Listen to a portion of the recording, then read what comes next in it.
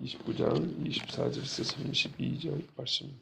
너는 느엘람 사람 스마야에게 이같이 말하여 이르라. 만군의 여호와 이스라엘의 하나님께서 이와 같이 말씀하여 이르시되 내가 내 이름으로 예루살렘에 있는 모든 백성과 제사장 마아세야의 아들 스바냐와 모든 제사장에게 그를 보내어 이르기를 여호와께서 너를 제사장 여호야다를 대신하여 제사장을 삼아 여호와의 성전 감독자로 세우심은 모든 미친 자와 선지자 노릇을 하는 자들을 목에 씌우는 나무고랑과 목에 씌우는 쇠고랑을 채우게 하심이오늘. 이제 내가 어찌하여 너희 중에 선지자 노릇을 한 아나도 사람 엘리야를 책망하지 아니하느냐.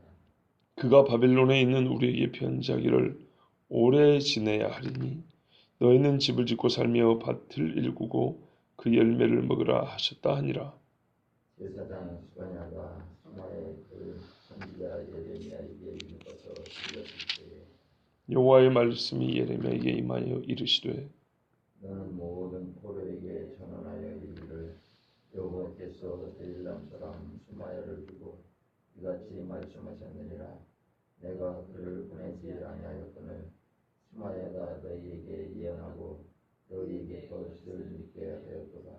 그러므로 여호와께서 이와 같이 말씀하시니라. 보라, 내가 느엘람 사람 스마야와 그의 자손을 벌하리니 그가 나 여호와께 패역한 말을 하였기 때문에 이 백성 중에 살아남을 그의 자손이 하나도 없을 것이라. 내가 내 백성에게 행하려 하는 복된 일을 그가 보지 못하리라 하셨느니라. 이것은 여호와의 말씀이라. 아멘. 스마야라는 새로운 인물이 등장했습니다. 이 사람이 누굴까요? 보니까 25절을 보니까 이 사람이 예루살렘에 있는 제사장 또 백성들 이 편지를 써가지고 뭐라고 말을 하는 사람이에요, 그죠? 근데 대표적으로 누구에게 이 편지를 썼냐면 마아세야의 아들 스바냐라는 제사장 앞으로 편지를 보냈어요. 이제 백성들에게 할 말이 있다 하더라도 일일이 한 사람씩 다 편지를 쓸 수는 없잖아요. 대표적으로 누구에게 보내면 그 사람이 그걸 받아서 읽어주고 전할 것 아니겠습니까? 그 수신자가 누구냐면 스바냐라는 사람. 우리 그 소선지자에 보면 스바냐 써 있죠. 그 스바냐는 선지자고요. 여기 스바냐는 제사장 스바냐. 이 열왕기 25장 18절에 보면 부제사장 스바냐라고 있어요. 대제사장이 스라야라는 사람이고 부제사장 그 밑에 두 번째 가는 제사장 스바냐라고 있는데 이 사람한테 보낸 거예요. 이 사람이 당시에 성전 감독자로 있었던 이게 높은 사람이죠. 그러면은 전에 알던 사이라는 거죠. 그죠? 이 사람에게 이제 편지를 보냈는데 뭐라고 그랬냐면 26절부터 28절까지 보면 네가 여호야다를 대신하여 하나님이 삼으신 제사장이 아니냐. 그래서 네가 성전 감독자로 지금 믿지 아니하냐. 그러면 직무를 열심히 감당을 해야지. 왜 태만히 해가지고 포로로 잡혀있는 우리를 이렇게 힘들게 하냐. 이런 이야기거든요. 그러니까 이 28절에 보면 그가 바벨론에 있는 우리에게 편지하기를 바벨론에 있는 우리 이 스마야라는 사람은 바벨론은 포로로 끌려간 사람이에요. 포로로 끌려간 사람인데 유다에 있는 제사장에게 불만이 있어가지고 지금 요즘으로 하면 탄원서 내지 민원을 제기한 거예요. 그러니까 예루살렘에 있는 제사장이 직무를 똑바로 못해가지고 포로로 끌려온 우리까지 지금 피해를 보고 있다는 거예요. 그게 뭐냐 하니까 그 예레미야라는 인간이 얼마 전에 편지를 보내왔는데 우리 보고 여기 오래 있으라고 하더라. 오래 있어야 하니까 여기서 밭 깔고 농사 짓고 자식들 낳아 기르라고 뭐 바벨론에 와서 기도까지 하라고 하더라. 이런 미친놈이 있나? 아니 이런 미친놈들은 유다에 있는 제사장들이 일찌감치 잡아다가 고랑을 채워가지고 그 나무로 만든 거 쇠로 만든 그 목에 채우는 고랑이 있는데 그걸로 채워가지고 꼼짝을 못하게 만들어야지. 지금 나라가 어느 시대, 지금 어떤 판국인데 이런 미친놈이 온 나라를 시끄럽게 하고 바벨론에 있는 우리에게까지 편지를 써서 세상에 70년 동안 거기 오래 있어야 되니까 그냥 오래 묵을 작정을 하고 있으라고 이런 소리를 하게 만드냐고. 그렇죠? 26절부터 28절까지가 그런 이야기. 보십시오. 26절 중반에 보면 여호와의 성전 감독자로 세우심은 모든 미친 자와 선지자 노릇하는 자들을 고랑으로 채우게 하려고 니를 제사장을 삼았는데 이런 미친놈을 가만두냐 이 말이죠. 27절에 보면 왜 예레미야를 책망하지 아니하느냐 그랬잖아요. 예레미야가 미친놈이라는 거예요. 이게 보통 미친 인간이 아닌 거죠. 바벨론에 있는 포로로 끌려간 사람한테까지 편지를 쓰는 이 정말 열정이 대단한 미친놈이 하나 있는데 이놈을 내버려 두다니 제사장이 직무를 소홀히 하고 있다고 막 화를 내고 편지를 쓴 거예요. 뭐가 기분 나빠서 그러는 거예요? 오래 지내야 하리니. 28절 중간에 오래 지내야 하리니. 결국은 이게 마음에 안 드는 거예요. 봐보세요. 이 스마야라는 사람이 70년 바벨론에 있으면 어쩐단 말인가요? 거기서 죽어야 된다는 얘기예요. 내 평생에 포로로 끌려온 것도 지금 못마땅히 뭐 말할 것도 없죠. 소원 하나 있으면 이제는 돌아가는 거 아니겠어요? 그런데 그 소원을 못 이루고 죽는다니. 그러니까 당신은 아무 꿈도 소망도 가질 필요 없고 70년이니까 여기서 죽을 준비하라는 얘기거든요. 이보다 불쾌한 소리 어디 있겠어요? 아무리 우리가 인생이 짧게 남아도 뭔가 꿈꾸는 게 있고 하고 싶은 게 있고 바라는 게 있는데 그런 거 하나 쓸데없는 거니까 그냥 다 접으라는 말보다 기분 나쁜 소리 어디 있겠냐고. 이 사람한테 꼭 그렇게 드린 거예요. 하나님이 예레미야를 통하여 70년이라는 얘기는 평안과 위로의 말씀이었거든요. 너희들이 남은 자가 될 것이다 라는 복의 말씀이었는데 스마야 입장에서는 70년이면 에라이 내가 여기서 죽는다 소리 아니야. 저주와 욕으로 드린 거예요. 어떤 사람이 2년이면 돌아간다던데 그러면 얼마나 좋아요. 그러면 예루살렘에 돌아가서 자기 하고 싶은 것도 하고 일가 친척도 만나고 정말 하고 싶은 이야기 해야 할 일이 많은데 예레미야의 말에 따르면 이 저주받은 나라 바벨론에서 저주받은 자로 죽어야 한다. 내 인생이 그렇게 마친다는 것에 대하여 심히 못마땅하고 화가 난 거예요.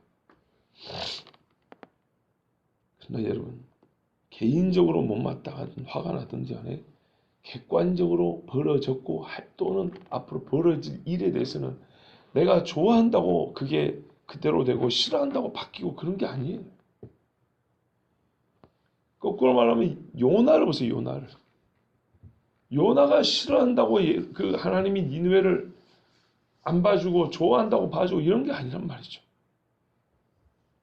회개하면 용서해주고 회개 안 하면 망하는 겁니다. 요나가 외쳤던 니느웨는 잠시 그 기간이 연장됐지만 생존의 기간이 연장됐지만 본인이 몸담고 있었던 북이스라엘은 하나님이 때가 돼도 말 안 듣니까 그대로 멸망시켰잖아요. 자, 그런데 이 스마야의 글을 받은 스바냐 제사장은 예레미야의 말을 귀담아 들었던 사람인 거예요. 예레미야를 잡아들이지 아니하고 오히려 이 편지를 읽어줬어요. 스마야라는 사람이 예레미야 당신의 편지를 받고 화가 나서 나한테 이렇게 편지를 보냈다. 예레미야 당신 잡아가지고 고랑에 채우라고. 29절이죠. 스바냐는 예레미야의 말을 듣고 자기 나라의 이 돌아가는 형국을 볼 때, 즉 정세를 볼 때, 맞다라고 인정을 한 사람이에요. 그래서 예레미야에게 편지를 읽어준 거 아니겠습니까? 그때 하나님께서 예레미야에게 임하여 말씀을 주셨어요. 다시 편지를 쓰라는 거예요. 포로들에게. 31절 보세요. 너는 모든 포로에게 전언하여 이르기를. 전언, 말을 전해라 이 말이죠. 그럼 편지 써야죠 이제. 또 편지를 쓰는데 이번에는 느헬람 사람 요 이상한 편지를 썼던 스마야, 요 사람에 관한 예언이니 잘 들으라 해라. 근데 한 사람에 관한 이야기인데 모든 포로가 다 들어야 한답니다. 왜 그랬을까요?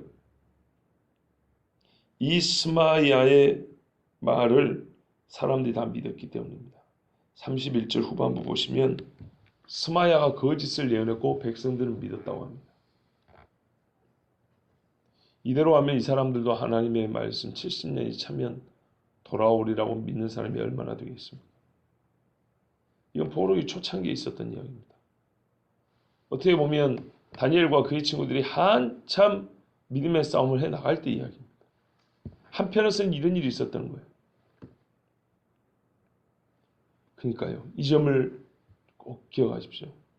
이 어린아이들에 불과했던 다니엘과 그 친구는 정말 죽음을 불사하고 믿음의 싸움을 싸워 나갈 때 포로로 끌려온 스마야 같은 엊그저께 아합과 시드기 같은 어른들 또는 그 중에 선지자 노릇하던 사람들은 우리가 읽은 대로 이렇게 여호와의 뜻을 거스르는 행동을 하고 있었고 백성들의 마음을 미혹하고 있었어요. 사람들이 그들의 말을 듣고 믿었다 그래요. 그러니까 사실은 피장파장이에요. 거짓 선지자도 문제지만 듣고 싶은 대로만 귀를 열고 들은 백성들도 문제예요. 다 바라는 게 똑같았거든요. 사실은 빨리 집에 가고 싶죠. 누가 여기서 오래 있고 싶겠습니까? 그 말은 한마디로 자기들이 죄를 모른다는 얘기예요. 2년 안에 돌아간다. 그들의 죄값에 대하여 이렇게 가볍게 생각했다는 얘기입니다. 하나님의 판단과 우리의 판단이 이렇게 달라요. 우리가 생각할 때는 이 정도면 다 된 것 같은데 바로 그때가 이제 시작에 불과하다는 겁니다.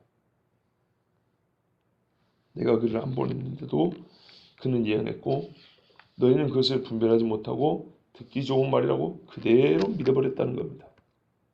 백성들도 동일한 죄인입니다. 대신에 하나님은 참으시고 스마야 한 사람을 벌하기로 작정하셨습니다. 나머지는 어떻게 하라고요? 주목하여 보라고요. 사실은 저와 저의 집이 죽지만은 너희 전체가 똑같은 죄를 저질렀다는 걸 깨닫고 회개하라는 얘기입니다. 그래서 모든 백성은 다 들으라고 합니다. 주목하여 볼 집은 고라 집을 주목하여 보는 것처럼 스마야 집을 주목하여 보라는 겁니다. 어떻게 되는가? 편지의 내용이 이렇습니다. 32절을 보시면 스마야와 그의 자손을 벌할 것이다. 왜? 나 여호와께 패역한 말을 했기 때문에. 우리가 얼마 전에 들었는데 패역은 하나님의 뜻을 거슬러 말함으로 사람들로 하여금 하나님의 말씀을 믿지 못하고 등을 돌리게 하는 것. 즉 배도 변절하게 하는 말들을 패역한 말이라고 합니다. 이 스마야라는 사람이 예레미야의 말과 반대로 해가지고 백성들을 하나님에게서 등을 돌리게 만들었습니다. 그 죄가 얼마나 크냐 하면 사실은 나머지 집들도 똑같이 이렇게 돼야 되는 건데요. 그와 그 자손이 이 백성 중에 살아남을 사람이 하나도 없을 거다 그럽니다. 다 죽는다는 거예요. 다. 한마디로 스마야 집은 없어진다는 겁니다. 그런데 잘 보십시오. 백성이 바벨론 포로에서 돌아오잖아요. 70년 있으면. 물론 다 돌아오지는 않습니다만은 이제 우리가 그냥 간단하게 생각했을 때 70년 후에 돌아온다. 이렇게 봤을 때 이 집은 70년 안에 없어져 버린다는 얘기입니다. 돌아오는 자 속에 해당이 안 돼요. 들어갈 수가 없어요. 그러면 얼마나 빨리 급속하게 없어질 것인지 알 수가 있죠. 하나님께서 남은 유다인에게 행하려고 했던 복된 일은 하나도 못 볼 겁니다. 차라리 견뎠으면 자기 자손 때라도 돌아가는 것을 혹은 손자 때라도 돌아가려고 준비하는 것을 바벨론에 있는 포로의 신세지만 그들의 형편이 점점 나아지는 것을 눈으로 보게 될 겁니다. 즉 말하자면 다니엘이 총리가 되고 유다인들이 그 중에서 종기 여김을 받는 거라도 보게 될 거란 말이에요. 그런데 그래서 하나님의 말씀하신 일이 점점 때가 무르익어 확실해진 것을 보게 되고 그거라도 보고 죽을 텐데 이 사람은 어떤 복된 일도 못 보고 죽는다 그럽니다. 자기 말 맞다나. 하나님은 말씀합니다. 너희 말이 내 귀에 들리는 대로 해준다 그랬습니다. 하나님 로또를 당첨되게 해주세요. 그 말을 듣는다는 게 아니라 그 말의 심정을 같이 본다는 거죠. 그 심정과 조금씩 그렇잖아요. 사람이 마음에 쌓은 선에서 선이 나오고 마음에 쌓은 악에서 악이 나온다고. 사람은 마음에 준비된 것이 말로 나오거든요. 그 말을 듣는다고 해서 그 마음 그대로. 그래서 예레미야를 통하신 말씀 이들의 생각의 결과라 민수기에는 너희 말이 내 귀에 들린다. 그러니까 너희의 마음과 입이 어떠함에 따라 내가 그대로 하나님이 해준다는 겁니다. 불의한 자의 입은 그 불의한 대로, 의로운 자의 마음은 그 의로운 대로. 이것은 여호와의 말씀입니다. 제 70년이 차이도 전에 이 집은 없어질 것이니 백성들아 주목하여 보라. 이제 이 포로지에 있는 유다인들이 어느 집을 주목하여 보겠습니까? 말은 안 하지만 스마야 집을 보겠죠. 오가면서 저 집이 어떻게 되는가. 보아하니 어느 날 계속 우리식으로 말하면 줄초상이 난다고 했을 때 아하, 하나님이 하신 말씀이 맞구나. 그렇게 되는 거 아니겠습니까? 자, 우리가 한번 생각을 해보자고요. 왜 이렇게 하나님의 말씀에 거역하고 예레미야 같은 선지자가 전해도 안 듣는 인간들이 이렇게 꾸준한 너무 좋은 말이고 끝없이 반복되어 나타날까요? 그렇죠. 우리가 지금 똑같은 일을 많이 보죠. 그러니까 유다에 있는 사람들 중에 안 듣고 막 예레미야를 죽이려고 하고 부정하고 막 이런 사람들이 계속 있었고요. 포로지까지 왔는데도 불구하고 끌려간다 해서 끌려왔는데도 불구하고 그걸 못 믿고 계속 이상한 소리하고 예레미야를 죽여야 한다, 잡아 족쳐야 한다, 하나님 우리를 빨리 돌이킬 거다, 막 이렇게 자기 좋은 대로 얘기하는 사람이 왜 이렇게 끝없이 나올까요?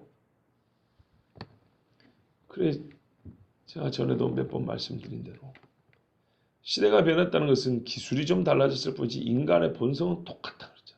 절대 안 변합니다. 그래 헤아려 새 것이 없는 겁니다. 교만과 욕심이죠. 교만과 욕심. 모든 죄의 원형은 에덴 동산의 선악과를 따먹은 아담과 하와에서 찾아볼 수 있습니다. 원인도 결과도 거기에 다 있습니다. 선악과를 따먹은 인간은 교만과 욕심으로 그걸 따먹고 하나님의 뜻을 저버리고 에덴에서 쫓겨남을 받았습니다. 똑같은 거예요. 원리가 똑같다는 거예요. 원리가. 이때는 선악과는 없죠. 영적인 성질과 원리가 똑같은 거예요. 하나님의 말씀을 안 듣는 것은 교만과 욕심이고요. 그것이 얼마나 큰 죄인지를 깨닫지 못하는 거예요.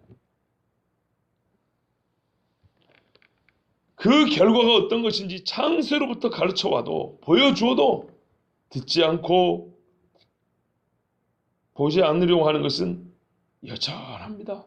그래서 우리 인간들이 어리석다는 거예요.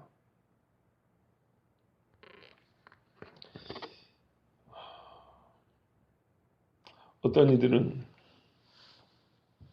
자기의 신앙의 폭이 이렇게 두꺼운 줄 압니다. 이렇게. 그런데 가만 보면 살얼음이에요. 살얼음. 이 살얼음은 어떤 것도 그 위에 못 건너갑니다. 깨져버리니까. 얼음이 많이 녹아가지고 내 믿음의 폭이 살얼음처럼 얇아졌다는 것을 모르는 분들이 있어요. 여러분 참 이게 큰 차이를 나타내거든요. 제 상식으로는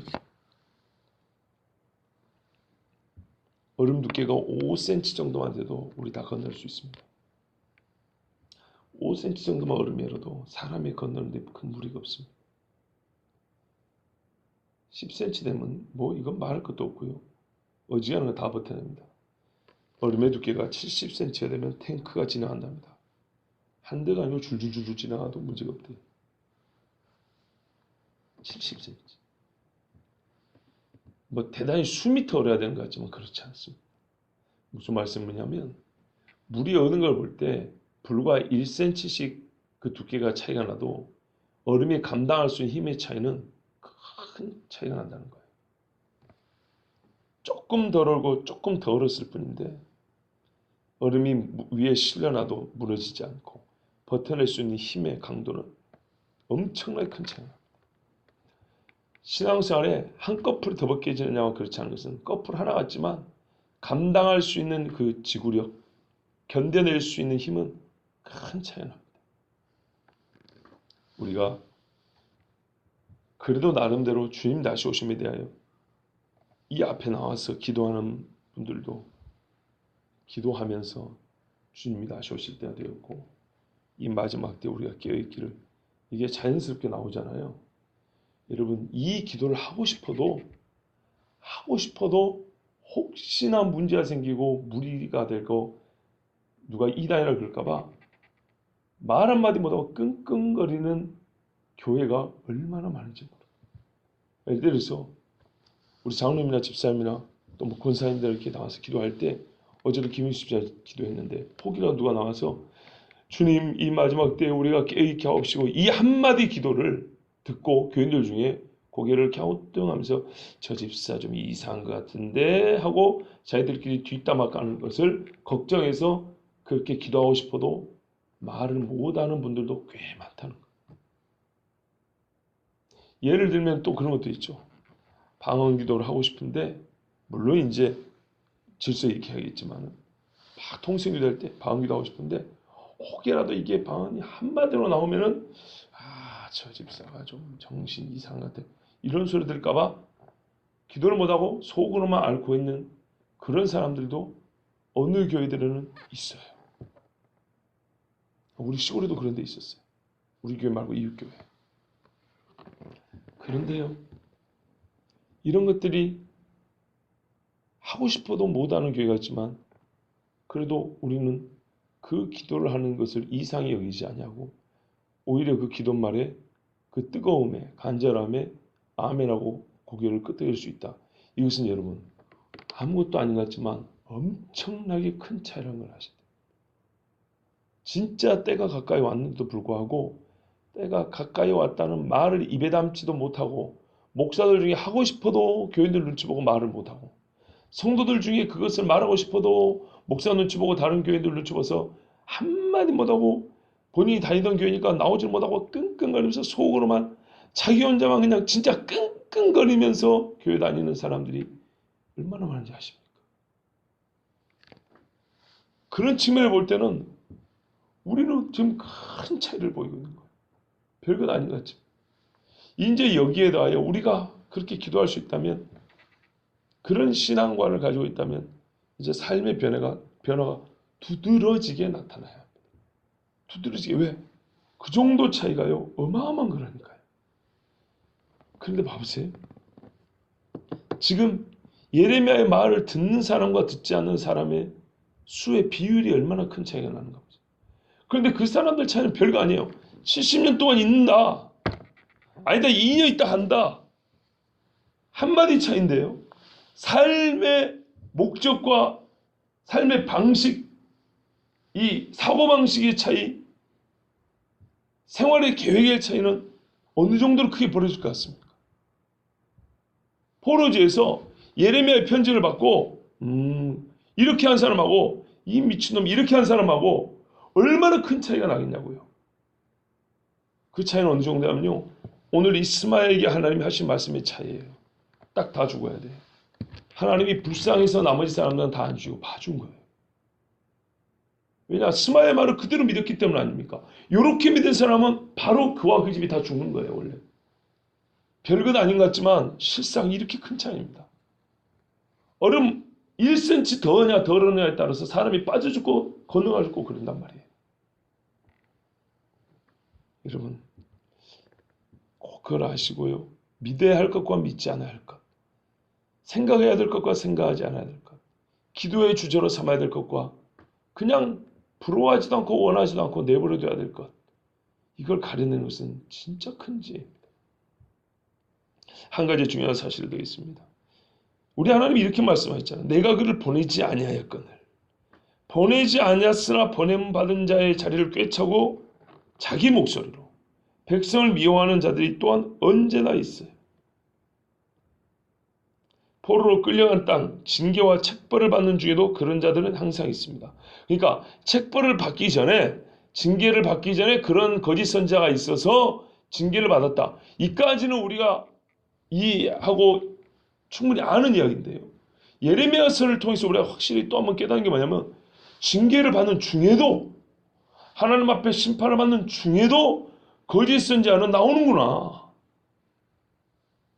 거짓 선자 때문에 망하는 게 아니고, 그 망하는 중에도 거짓 선자는 끝까지 망하게 하려고 마귀가 이런 사람들을 막 세워가지고, 또 마귀 입장에서는 사망으로 끌고 가서 끝까지 어차피 죽게 된 것 같은데 마지막으로 그냥 숨이 끊어질 때까지 속에서 끌고 가는구나. 얼마나 마귀가 집요한가요? 마지막까지 이런 자들이 있어요. 마지막까지. 남은 자들까지도 다 없애버리고자 하는 마귀의 계략이 멈추지 않는다는 겁니다. 마귀가 멈추지 않는 이상 거짓 선자들도 절대 안 사라집니다. 왜냐? 이 마귀의 제일 가는 목적은 사람들이 하나님의 말씀을 못 듣게 하여 죽게 하는 거거든요. 구원을 못 받게 하는 거예요. 그러니까는 이 땅에 있는 동안에 지 마음대로 하고 싶은 대로 하게 만드는 거예요. 그게 곧 하나님의 뜻을 저버리게 하는 거죠. 각기 소견에 옳은 대로 행하였더라. 10회도 우리는 양과 같아서 각기 제 길로 갔거늘. 이게 마귀가 하는 것이거든요. 그러면 결국 죽게 됩니다. 그러니까 마귀는 끝까지 제 길로 가서 구렁텅이에 빠질 때까지 절대 뒤를 못 돌아보고 악으로 가게 만듭니다. 끝까지 이 짓을 한다는 거예요. 결코 회개하여 그 마음을 하나님께로 돌이키지 못하게 하는 것. 그래서 죄짐을 지고 죽게 하여 지옥으로 떨어지게 하는 일은 마귀가 집요하게, 진짜 숨이 딱 끊어질 그때까지 포기하지 않는 일입니다. 꼭 기억하셔야 됩니다. 그러니 우리 주님이 예언하신 이 종말의 때도, 환난의 때도 여기 그리스도가 있다, 저기 그리스도가 있다. 골방에도 광야에도 이런 말들이 있을 거라 그러지 않습니까?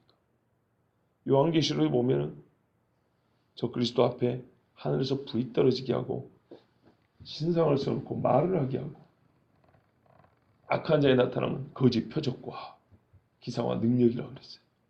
악한 자에 행할 수 있는 능력, 그것으로 많은 사람을 미혹한다고 그랬습니다.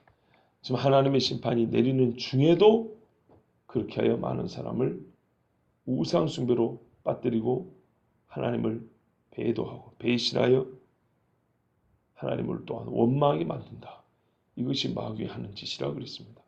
보세요. 안 믿는 사람이 죽을 때까지도 이를 바득바득 깔면서 하나님을 욕하고 죽는 사람들이 있습니다.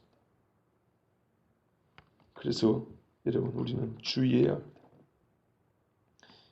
솔직히 우리가 바벨론 포로지에서까지 이 끊임없이 거짓 선지자가 나와가지고 예레미야를 대적하게 할 줄 몰랐잖아요.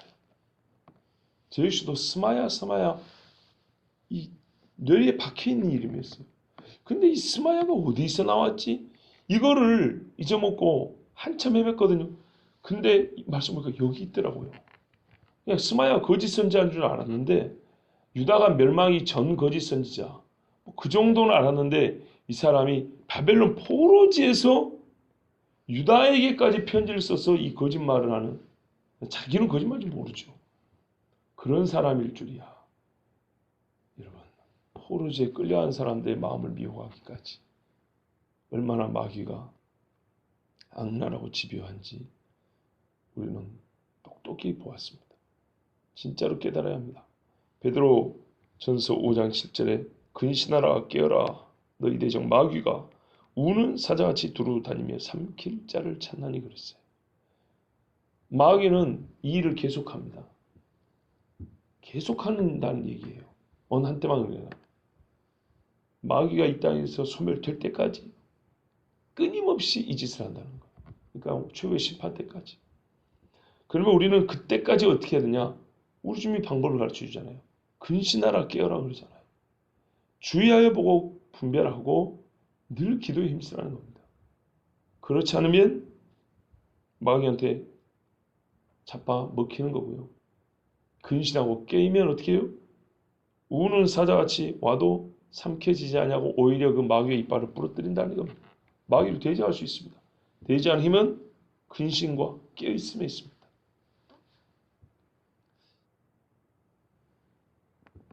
우리의 말과 생각이 일거수일투족 행동까지가 이제는 많이 달라져요.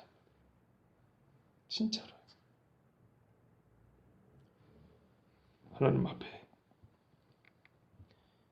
예레미야 시대와 같이 유다의 마지막 때와 같이 얼마 남지 않은 때를 지금 우리는 살고 있습니다. 어떤 무슨 예언자, 선지자 이런 노릇하는 게 아니고요. 기도하고 하나님의 말씀을 말씀대로 본다는 사람들은 거의 지금 비슷한 소리를 합니다. 여러분 거짓말인가 한번 보세요. 별 볼 일 없이 신앙생활 하는 사람들이 하는 말, 그 부류의 말들, 그래도 좀 열심히 신앙생활 한다는 사람들의 부류의 말들이 마치 이렇게 물과 기름처럼 점점 갈수록 나눠지고 있다는 것을 아셔야 합니다. 근데 이 또한 성경에 보면 마지막이 징조입니다. 가려낸다 그랬습니다. 우리 하나님. 우리 교회에 저는 그래서 이 작은 딸이 그렇거든요. 성경에 보면 무지한 자를 불러서 자칭 지혜롭다는 자를 부끄럽게 한다고. 좀 말을 응용을 하면 믿음 없다, 정신 없는 애라고 취급받던 애를 통하여 오히려 스스로 믿음 있다, 정신 똑바로 받겠다는 사람들이 부끄럽게 될지 모릅니다.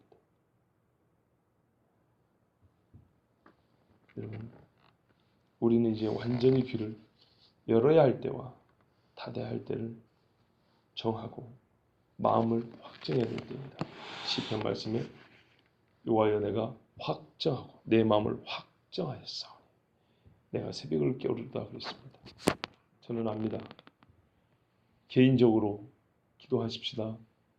가정을 위해서 기도합시다. 이런 말을 할 때 어떤 사람들은 매우 자기 믿음을 우습게 보는 것처럼 생각하고 불쾌해하는 사람도 있고 어떤 사람은 비웃는 사람도 있어요.